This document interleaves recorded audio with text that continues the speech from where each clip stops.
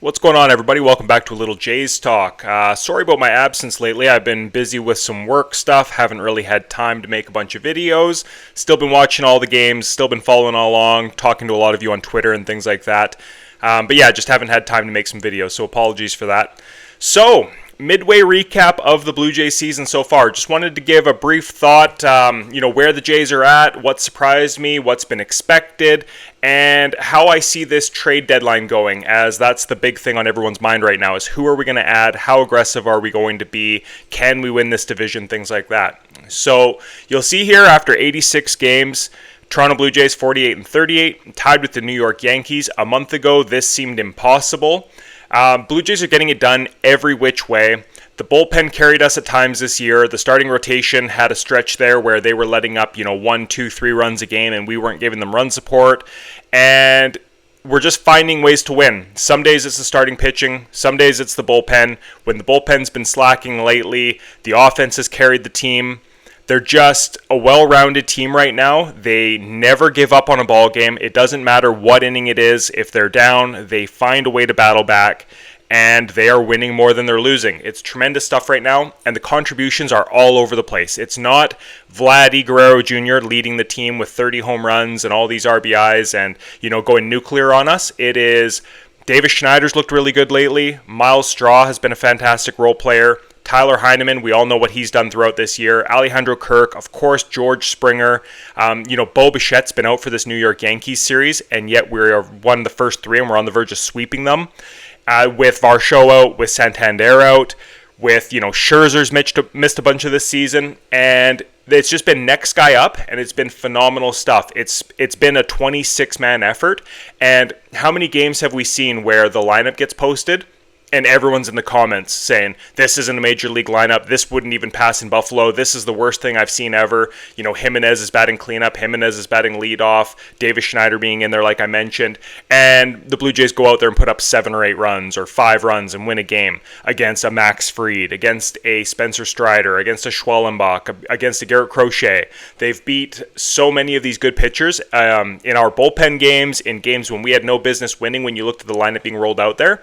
And they've earned the right, in my mind, for Ross Atkins and the front office to be aggressive. And I think that they will be. So that leads us into our next point here, where I'll just go ahead and flip over to who I think could possibly be available. I will stretch this out a little bit here. So these are the teams that are out of wildcard contention right now, and you'll see the games back in the right column. So the Texas Rangers are 2.5 games out of the last wildcard spot. So for me, obviously, by the end of the month, this will change a lot. Some teams will still be in the same spots, like they'll still be that 1 to 2 games out, and you won't really know which way they're going to go until the deadline plays out, because it will depend on how those internal, front offices feel about their club's chances to go all the way. But I could see Boston being sellers and down from there being sellers. The Angels, sure, if they fall out, but they've been bad for so long now, I think that they will be motivated to try to win.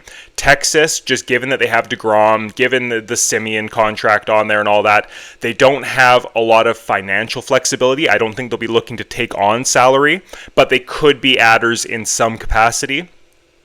And then the smaller markets teams, the Minnesotas, the Clevelands, the Kansas City, Baltimore, the Athletics, and the White Sox, they will most likely be sellers, especially if they stay this many games out. They won't be teams looking to take on a bunch of salary. So not only will there not be a lot of buyers out of this group, I think that there will be some fairly motivated sellers. One problem being, I don't see a lot of lineups here where... What is the Blue Jays' big need right now? Starting pitching. Is there quantity here? Absolutely. We could pick up some guys for sure. But is there an ace that really moves the needle, that really that you feel great about going into a playoff series or something like that? No, probably not. You can pick up an SP3 somewhere in here, probably comparable to your Gausman, Bassett on any given day type thing, where you're like, hey, he can go 5-6 innings, be decent, but probably not an ace pushing you over. And I go over and look on the National League side, and it's a similar thing over here. St. Louis, right now, they're right in the thick of things. If they fall off this month, I think that they'll probably be motivated to sell. The Giants, I don't see them selling. They've made the big move for Rafi. I think that they're going to push in if they're in this situation.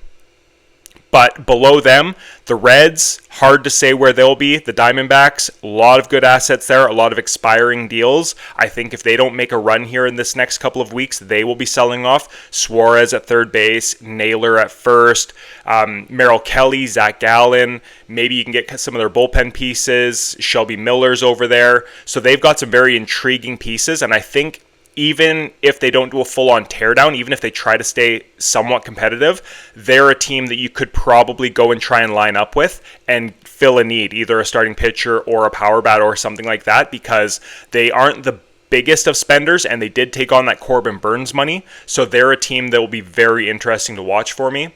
The Braves, lots of pieces there. I have no idea which way they'll go. They could just take this as a mulligan year and try to just keep everything in place for Acuna being back and run it back next year. They're a team, very well built. The record doesn't really match up with the talent on that roster. Marcell Ozuna could be had, but outside of that, I don't know how active they'll be. I think that they could be a team that just tries to run it back because internally they probably feel a lot better than their 39-46 record, so I don't see them doing a sell-off.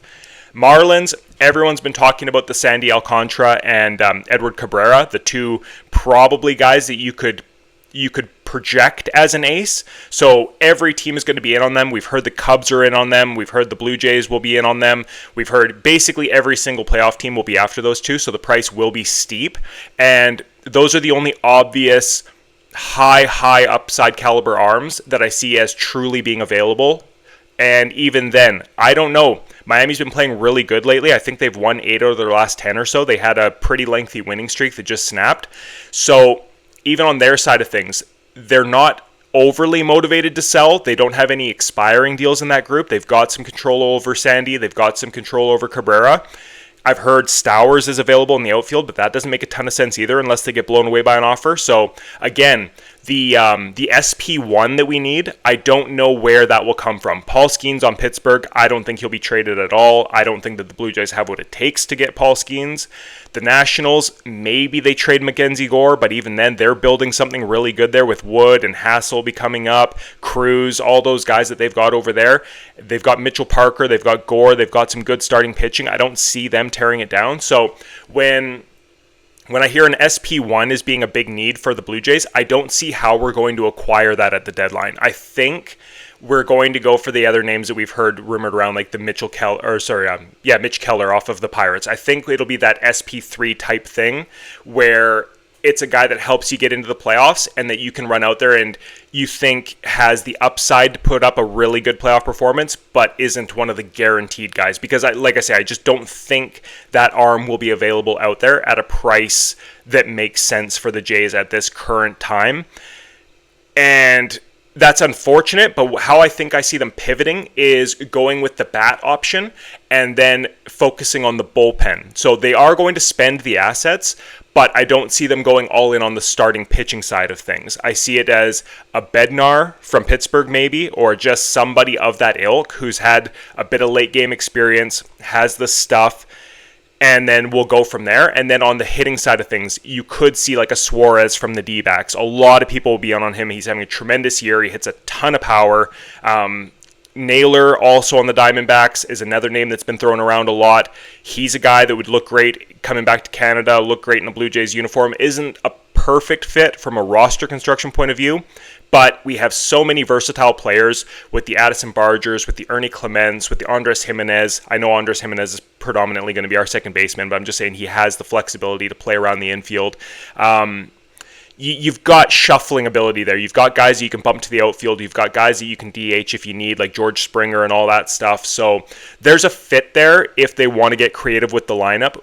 If you get a bat of that level, of that caliber, you make it work and you play platoons. You do whatever you have to do to get as many good bats in without sacrificing too much on the defensive side. And that's where late game subs and all that stuff comes in. But anyways, I'm getting off track there. So I see them using their assets this year, getting a starting pitcher that you feel good about, just not an ace. And then I see them kind of honing in on a bat that they really like, and that's hard to predict who they would like. But like I say, a Suarez, a Naylor, somebody who's a very, very solid contributor, and using some assets on that, and then also focusing on trying to get another lockdown reliever like a Bednar. You never know if Clase will be available on the Guardians. Somebody like that, it's hard to say. But that's how I see this going. I see them probably bringing in 3 players, really shoring up the rotation, really shoring up the bullpen, and popping one more power bat to really lengthen out this lineup that's already looked really good for about 6 deep right now. Getting one more power bat in there just to help. They've been rumored on the righty side of things, so maybe a Suarez makes sense. But yeah, that's where I'm at with this Jays team. They've been phenomenal so far. They've earned the right to be buyers at the deadline, in my opinion. As the market takes shape over these next week or two, I think that we'll have a very clear picture on who's actively looking to sell, and that's when we'll be able to really project and get excited about which players are available and which ones we might be making moves at. But for now, I've got about 12 teams or so that I think will be fairly aggressive sellers, if not complete teardowns. They will move expiring and near expiring deals and try to get some big prospect packages back. And the Blue Jays farm system is now in a space where we can actually pull the trigger on pretty much any trade we want outside of the Paul Skeens level acquisition. So let me know your thoughts below. I'd love to hear where you guys are at with this team. Are we true contenders? Can we win this division? Do you see us pushing in to try and make a World Series run while the AL seems a little bit weak this year? How do you see things going? Let me know in the comments. We'll talk to you guys later. All right, have a good one.